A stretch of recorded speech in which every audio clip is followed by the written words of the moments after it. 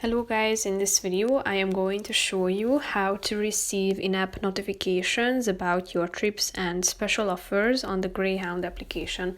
But first I just want to mention, don't forget to subscribe to my channel because at 10,000 subscribers I am going to show you my whole YouTube revenue statistics and growth strategy, how to make money online. Now let's jump into it. First of all, open the application on your phone.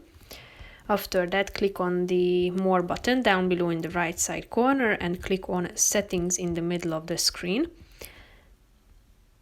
After that, click on the In-app Messages button that you can find on the right side of the screen. As you can see, if this feature is enabled, it means that you will receive information about your trip that you have booked on this Greyhound application, and also about special offers directly in the application.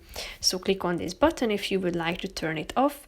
However, if you want to disable this function, just come back to this section and tap on the same button again and it will be turned off. So that's pretty much it for this video, guys. See you in the next one. Bye bye.